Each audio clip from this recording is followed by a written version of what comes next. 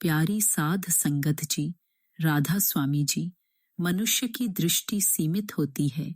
वह केवल बाहरी रूप देखती है, कपड़े देखती है, हाव भाव देखती है। परंतु गुरु की दृष्टि उस पार जाती है जो हमारे भीतर के सच्चे भाव, हमारे विचार, हमारी प्यास और हमारी गहराई को पहचानती है। आज का यह सत्संग उसी दिव्य दृष्टि पर आधारित है। गुरु की वो दृष्टि जो केवल एक चेहरा नहीं, आत्मा का ताप और तप दोनों पहचान लेती है। आज हम बाबा जी के हेलीकॉप्टर पायलट की एक ऐसी घटना से शुरुआत करेंगे जो शायद आपको भीतर तक हिला देगी। गुरु की दृष्टि कितनी दूर तक जाती है, इसका अंदाजा लगाना मनुष्य के बस की बात नहीं।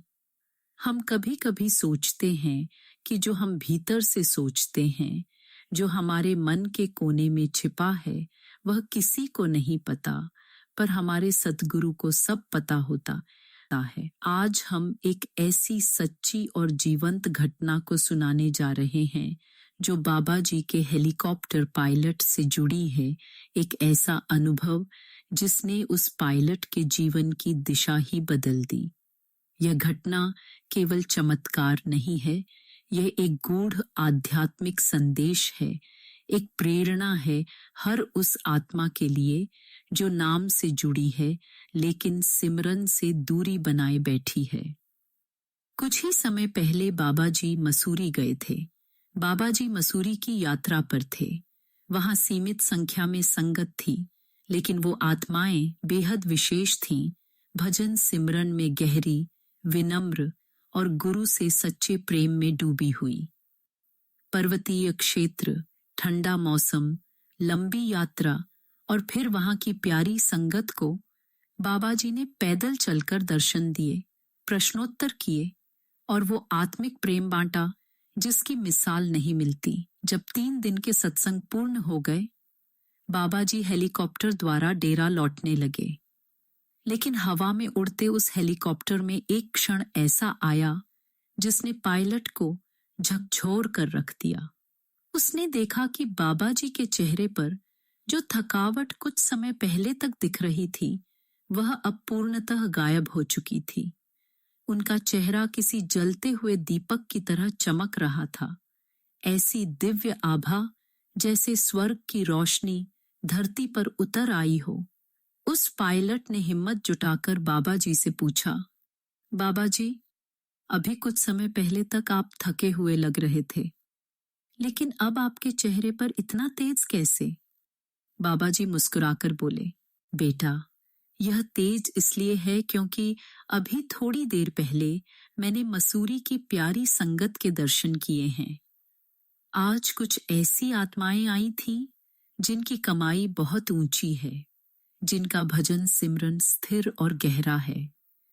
जब मेरी दृष्टि उन आत्माओं पर पड़ी तो मेरा मन भी रोशन हो गया और शायद उसी पल यह तेज भी आ गया। बाबा जी ने समझाया कि जब किसी आत्मा का सच्चा प्रेम, उसकी भक्ति और उसकी लगन ईमानदार होती है तो वह आत्मा गुरु को अपनी ओर खींचती है।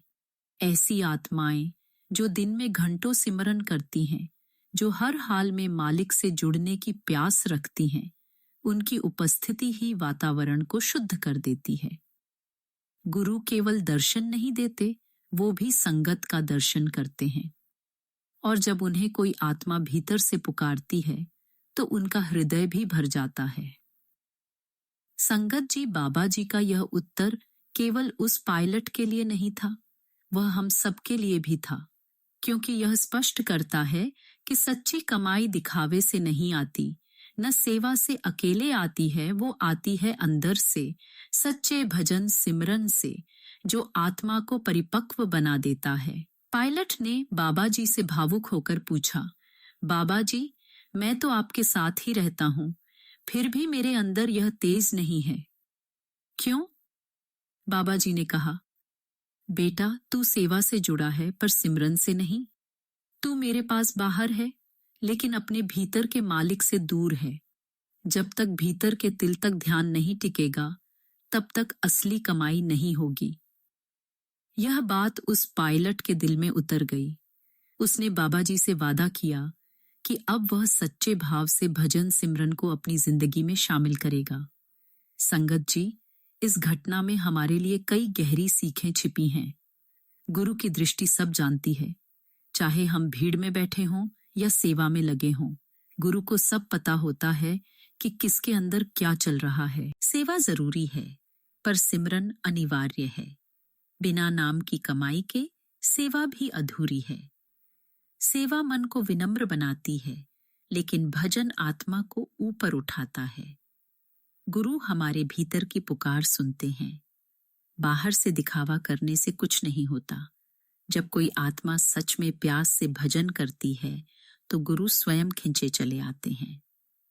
जब पायलट ने पूछा, बाबा जी, आपको कैसे पता चल जाता है कि कौन सिमरन करता है? बाबा जी ने मुस्कुराकर कहा, जिसे मैंने नाम दिया है, उसकी जानकारी मेरे पास हमेशा रहती है।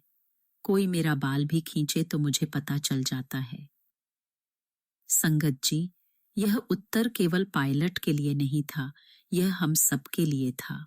हम सोचते हैं कि हमारा मन, हमारी असलियत गुरु से छिपी रह सकती है, लेकिन गुरु की दृष्टि इस संसार की दृष्टि से अलग होती है।